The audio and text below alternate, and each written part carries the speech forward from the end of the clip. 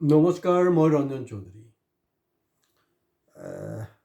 আমাৰ হিমন্ত বিশ্ব শৰ্মা দাবী কৰি আহিছে আৰু আপোনালোকে চাই আছে যে বিকশিত অসমৰ কথা বুলি কৈ আছে। এডভান্টেজ আছাম 1, 2 কৰিলেই আৰু নিশ্চিতভাৱে এতিয়াতো বিকশিত অসম ইতিমধ্যে হৈছেই।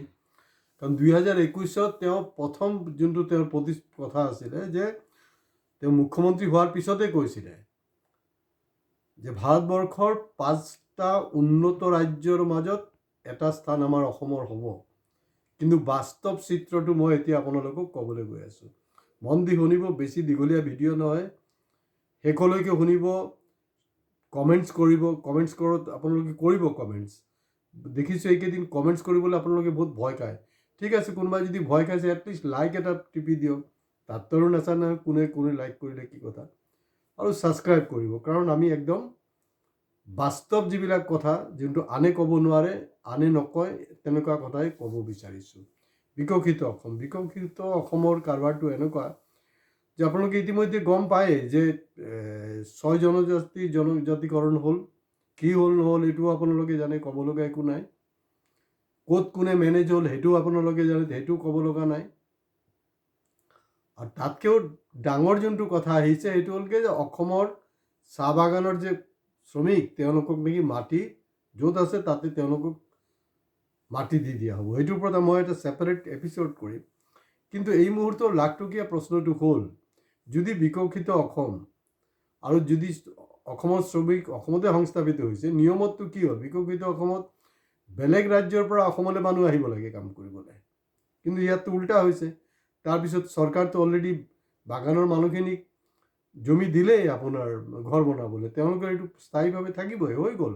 এতিয়া খেতি বাতি কৰি থাকিলে হ'ল।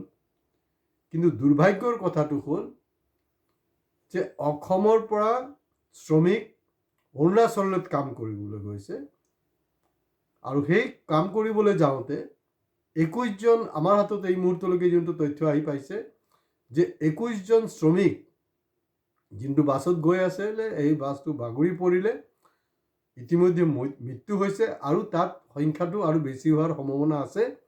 একমাত্ৰ একজন শ্ৰমিক বাচি আহিছে, আৰু তেওঁৰ হয়তো সৌভাগ্য বুলি ক'ব পাৰে, কাৰণ যেনেকৈ প্লেন ক্ৰেছ হৈ জুই লাগি গৈছিলে, ইয়াতো মানে আপোনাৰ পূৰা পাহাৰৰ পৰা পাল্টি হৈ গ'ল। একজন কোনোৰকম জীয়াই আছে, মানে অন্তিমলৈকে কি হ'ব নাজানো। এই আহমেদাবাদ প্লেন এক্সিডেণ্ট হৈছে নাচাব, প্ৰায় 400 মানুহ মৰিলে, একজন কিন্তু জীয়াই গৈছিলে। তো তেওঁ লাকি এনাফ। আৰু এই গোটেই শ্ৰমিকবিলাক আছিলে কিন্তু চাহ জনগোষ্ঠীৰ শ্ৰমিক। তো এতিয়া ডাঙৰ কথাটো হ'ল যে চাহ জনগোষ্ঠীৰ কাৰণে যেতিয়া ইমান কাম কৰি আছে চৰকাৰে, সেইটো অৱস্থাটো অৰুণাচলত বেলেগ ৰাজ্যত গৈ কাম কিয় কৰিব লগা হৈছে? এইটো বহুত এটা চিন্তনীয় বিষয় যে প্ৰকৃতত মানে চাহ জনগোষ্ঠীয় মানুহবিলাকক কি তেওঁলোকক মানে এটা ভোট বেংক বনাই সেইটো ৰাজনীতি কৰা হৈছে, না তেওঁলোকক ক'বলৈ গ'লে মানে সঠিক উন্নয়ন কৰা হৈছে? তো সেইটো বিচাৰ আপোনালোকে কৰিব, কমেণ্ট বক্সত কমেণ্ট দিব।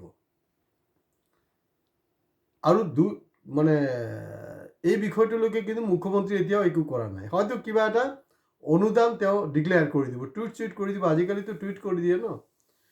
কিন্তু মানে মই এটা বস্তু জানিব বিচাৰিছোঁ যে এই যে চাহ জনগোষ্ঠী যি সংগঠন আৰ্চা বা আছা, বা উজনি অসমত বিশেষকৈ আৰ্চা, তেওঁলোক দেখোন কংগ্ৰেছৰ সময়ত মানে ইয়াতকৈও সৰুতকৈ সৰু ঘটনা হ'লেও কথাই কথাই আপোনাৰ অসম বন্ধ দি দিয়ে, আৰু অসম বন্ধ হয়ও।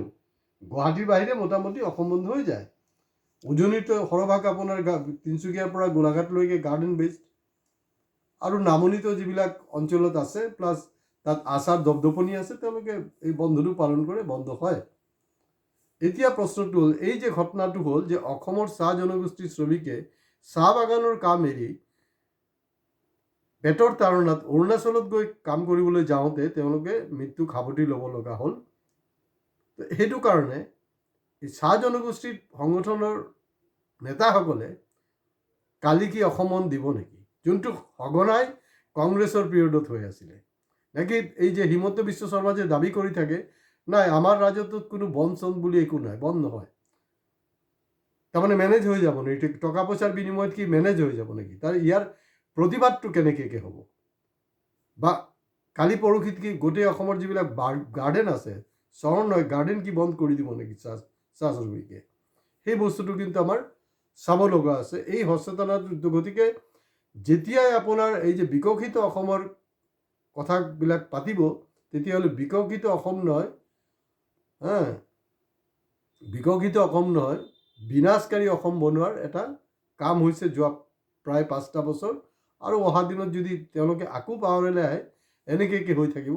খালি ৰহস্য সেইটোৱে যে কংগ্ৰেছৰ আমোলত সঘনাই দল সংগঠন, ইভেন চাহ জনগোষ্ঠীবিলাকেও কৰিছিলে, কিন্তু এতিয়া কি তেওঁলোকে ৰুদ্ৰ ৰূপ লয় সেইটো চাব লাগিব। তাতকৈও ডাঙৰ কথা আৰু শেষ কথাটো হ'ল যে চাহ জনগোষ্ঠীৰ যিবিলাক বিধায়ক সাংসদ আছে বিজেপিৰ, তেওঁলোকৰ ষ্টেটমেণ্টটো কি হ'ব? কাৰণ তেওঁলোকে কংগ্ৰেছৰ সময়ত কি কৈছিলে সেইটো মনত পেলাওক, আৰু কালি কি ক'ব, তেওঁলোকে ষ্টেটমেণ্ট কি দিব, সেইটো আমাৰ চাব লগা। তো গতিকে এই যে 2 লাখ টকা, 1 লাখ টকা, 5 লাখ টকা, কাৰণ একজন মানুহৰ ভেলু কিন্তু 5 লাখ টকা হ'ব নোৱাৰে। হয়, চাহ জনগোষ্ঠীৰ সেইটো কাৰণে হয়তো ইতিমধ্যেই যে সেইটো এটা আনৰেষ্ট হ'ব পাৰে, হিমন্ত বিশ্ব শৰ্মা প্ৰধানমন্ত্ৰীক কৈ দিছে, কাৰণ তেওঁতো নামৰূপ আহিব লগা আছে, সেইটো লৈ এটা উশৃংখল হ'ব পাৰে যে তেওঁ দুখ বেদনা কৰিছে, ব্যক্ত কৰিছে, আৰু 5 লাখ টকাকে তাৰ পৰা কেন্দ্ৰীয় চৰকাৰে, মোদীয়ে 5 লাখ টকা, 5 লাখ টকাটো মোদী বা বিজেপি ফাণ্ড নহয়, এইখিনি আমাৰ টেক্স পেয়াৰৰ টকা, আৰু অসম চৰকাৰে 1 লাখ টকা বা 2 লাখ টকা। তেনেকুৱা হ'ব নোৱাৰে। মানুহৰ মূল্য ইমান কম হ'ব নোৱাৰে, আৰু ইমান যে আমাৰ যি মূল্য কমি গৈ আছে, তাৰ কাৰণে আমি নিজে জগৰীয়া। গতিকে আমি সজাগ আৰু সচেতন হওঁ, নহ'লে কোনো বচাব নোৱাৰে। আজি ইয়াতে শেষ কৰিছোঁ। নমস্কাৰ।